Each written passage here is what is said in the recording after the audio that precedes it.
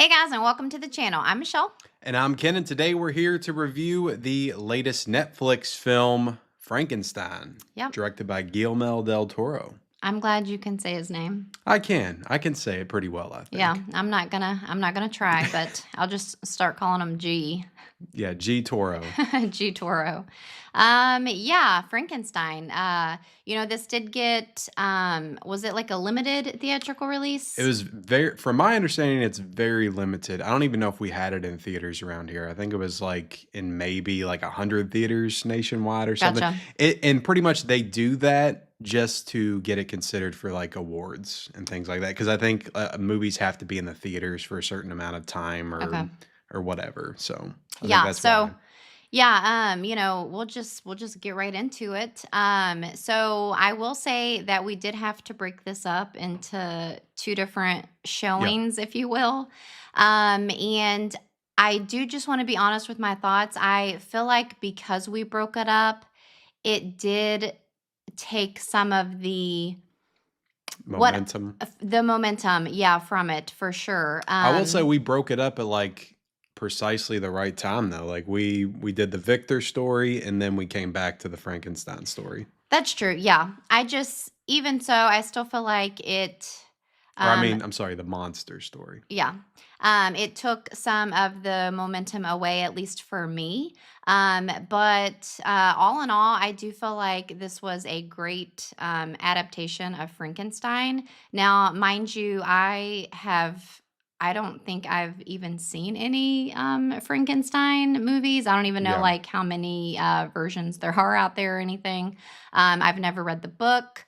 But I think that it was very evident, and just from hearing G talk about this film, it was very much a love letter of sorts. And I think that that was very evident in watching this film. And overall, again, I feel like it was a great film. So, Yeah, it was a very, romanticized, I think, version of the film. And yeah, Guillermo del Toro has been doing these types of monster movies pretty much his entire career, and he just has a real love and passion for it. And I do think that this is kind of the culmination of all that for him as a filmmaker. mhm.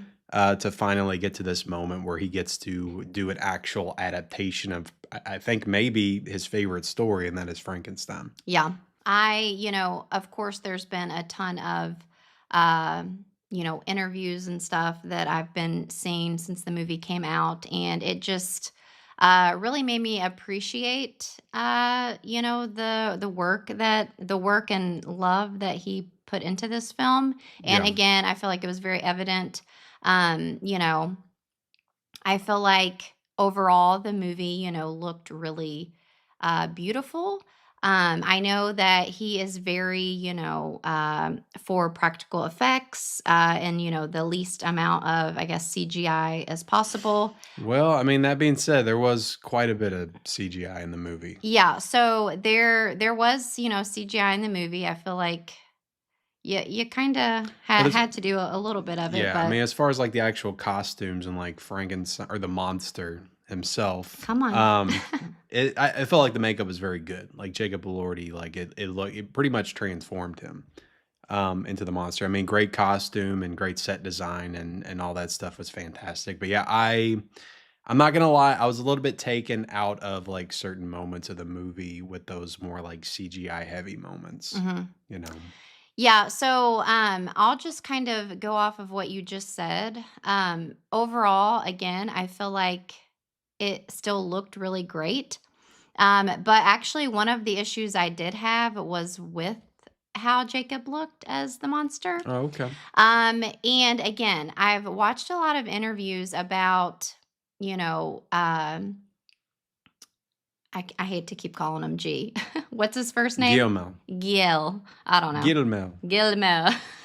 um, I've watched a lot of interviews about him explaining like into great depths about, why the movie looked the way that it did, like as far as different colors. And it has very deep meaning to him, apparently. Yeah. But one of the issues I had with the monster was I feel like he kind of, changed as the movie would go on.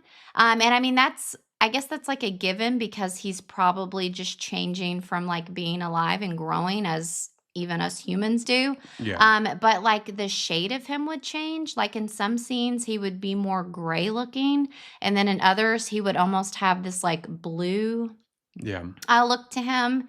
And so I don't know, like that might be like a little bit nitpicky, but like in just some of the scenes, it just like really stood out to me and it just looked less, natural or real, I guess. Yeah. Mind you, the monster is literally like a bunch of body parts strewn together. And so he's not gonna look good or anything. He's gonna look, white or pale or bluish or whatever. But I just felt like there's some like inconsistencies there. But anyway, I do feel like there was a lot of just really beautiful imagery. For As sure. far as the colors go, some very iconic scenes. One that just comes to my mind is of Mia Goth. She plays two separate, characters in this movie, and it's the part where she's in the red gown and she's playing, I think, Victor's mother. Is that Yeah. right?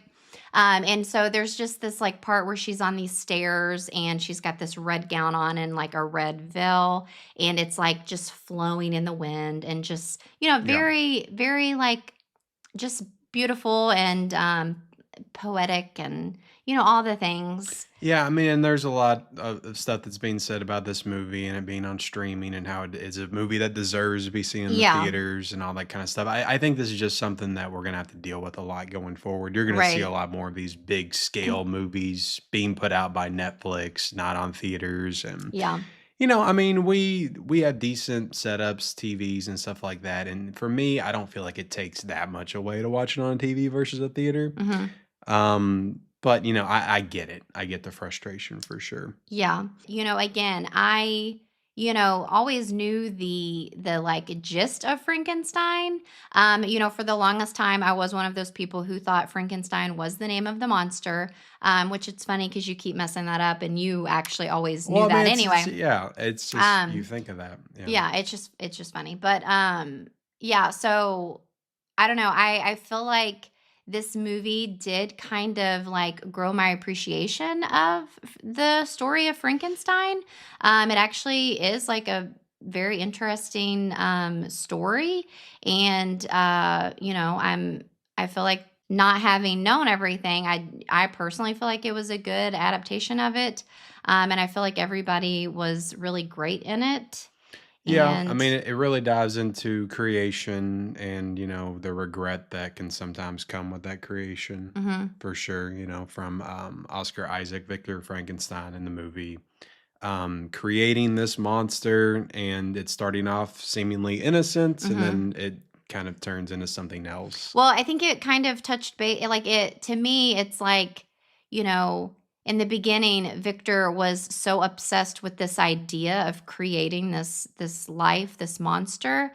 And then it's like once he did it, he didn't care anymore. And Yeah. so he just like discarded the monster. And you see this really humanized version of the monster. Essentially, he's just like a child who wants to be loved by who he thinks is his father.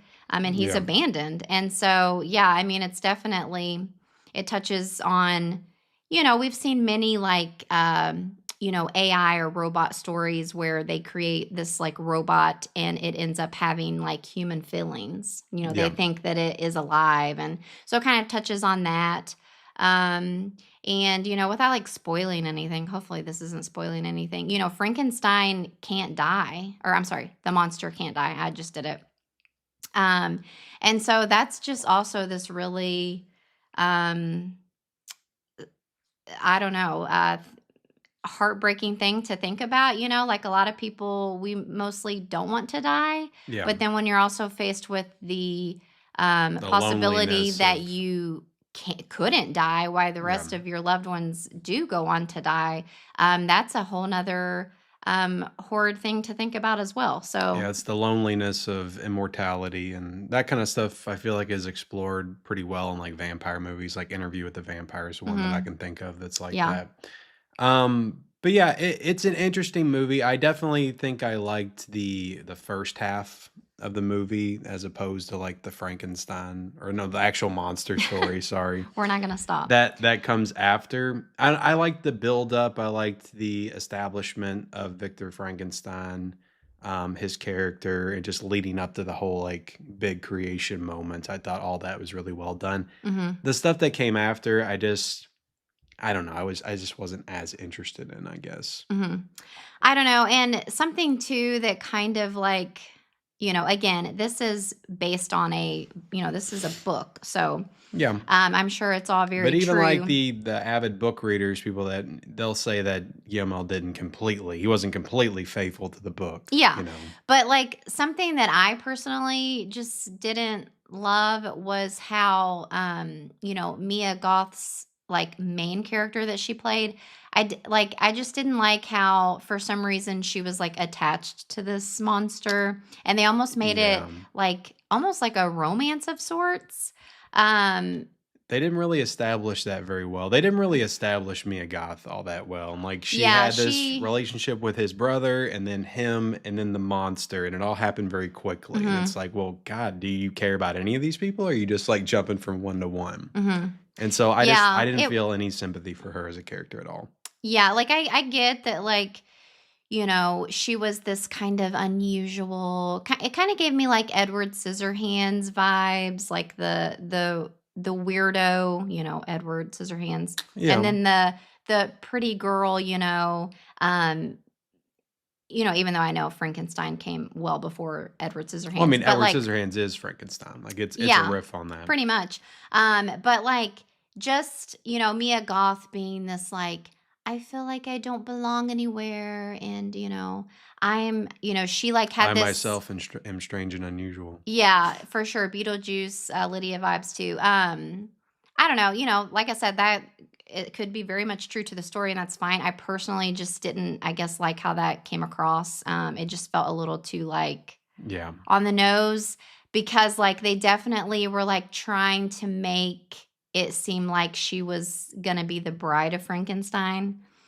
Because there is a part in the movie where she is about to marry, Victor's brother, and so she's in this white wedding gown, and then something happens and the monster comes in, and so I'm like that's like it's like literally saying like Bride of Frankenstein, Yeah. like And I she's mean, in the this is white very wedding much, I feel dress like this and does cover like the original. I'm talking about the Universal monster movies, like the original Frankenstein from 1931 and The Bride of Frankenstein, which is almost like a direct sequel of Frankenstein. mhm. Like it happens right after. This does feel like it covers kind of both of those, both the material Yeah, in both of those because movies. there is also very much discussion from the monster, once he's gotten like more Yeah. human, about him like demanding a companion. He wants somebody to live forever with. And so, yeah, I don't know if that was just like Gil, how do you say it?